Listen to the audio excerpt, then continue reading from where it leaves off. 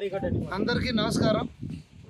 2 రోజుల కిందట election code వచ్చినప్పటికి కూడా ఇక్కడ వంశధార నది బోరవల్లి గ్రామం పేరుకే నదిలో 2 కిలోమీటర్ల లోపల మంచి నేషనల్ హైవే తలపించిన రోడ్లు వేసి దగ్గర 50 టన్నులు బరువు వెళ్ళిన లారీలు కూడా ఈ దర్జాగా నదిలో వెళ్ళిపోతున్నాయి. అంటే రోడ్డు ఎంత స్ట్రాంగ్ చేశారో అర్థం చేసుకోవచ్చు.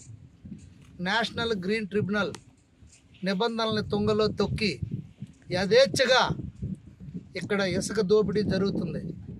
ఈ సందర్భంగా నేను జిల్లాలో ఉన్న అధికారులకి అడుగుతున్నా, మీరు ఏం చేస్తున్నారు? ఎలక్షన్ కోడ్ అమల్లోకి వచ్చిన తర్వాత మీరందరికీ ఇండివిజువల్ పవర్స్ వచ్చినప్పుడు కూడా మీరు ఎవరు నోరు మెదపకుండా అన్ని డిపార్ట్మెంట్లు ఏకమయ్యి కాముగా నొక్కు పెట్టేసినట్టు ఇలా ఉండడం ఎంతవరకు సమంజసం? ప్రజాధనం కోట్లాది రూపాయలు, రోజుకి 260, 270, 300 లారీలు యథేచ్ఛగా చూడండి. ఇదేదో ఎల్లోరా ఆ గుహల్లో ఉన్నట్టు, ఆ కొండల్లో కనిపించినట్టు ఎడికలేనండి. చూడండి పొరలు ప్రొక్లేన్ ఇందులో మునిగిపోయింది. మునిగిపోయింది. పెద్ద పెద్ద రొయ్యల చెరువులు తలపించే చెరువులు నదిలో 2 కిలోమీటర్ల మేర ఇక్కడ రోడ్డు లోపలేసి ఇంత యథేచ్ఛగా ఇసుక దందా జరుగుతుంటే అధికారులు ఏం చేస్తున్నారని నేను ప్రశ్నిస్తున్నా. నేషనల్ గ్రీన్ ట్రిబ్యునల్ నిబంధనలు తొంగలో తొక్కి ఇంత దారుణంగా నదిని తవ్వితే రేపు వరదలు వస్తే నదులు డైరెక్షన్ మారిపోయే పరిస్థితి ఉంది. మొత్తం బోరు బావులన్నీ అడుగంటిపోయాయి. ఒక్క బోరు కూడా నీరు రాని పరిస్థితి.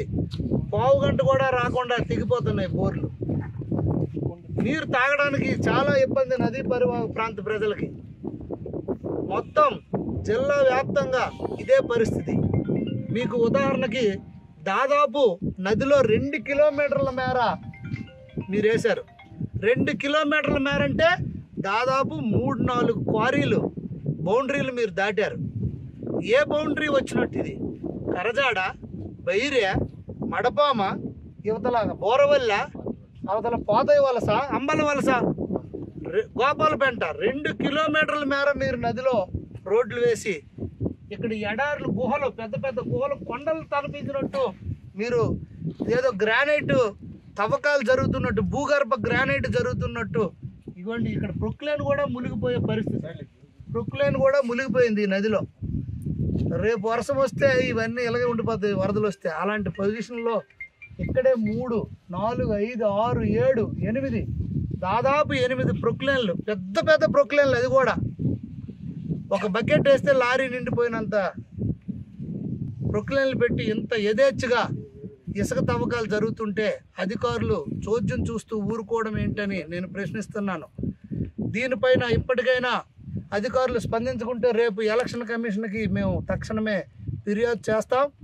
అలాగే కోర్టులకు కూడా వెళ్తామని కూడా మేము తెలియజేస్తూ, ప్రజాధనాన్ని దుర్వినియోగం చేస్తే ఊరుకునేది లేదు. మేము ఎంతటికైనా పోరాడతామని నేను తెలియజేసుకుంటున్నాను.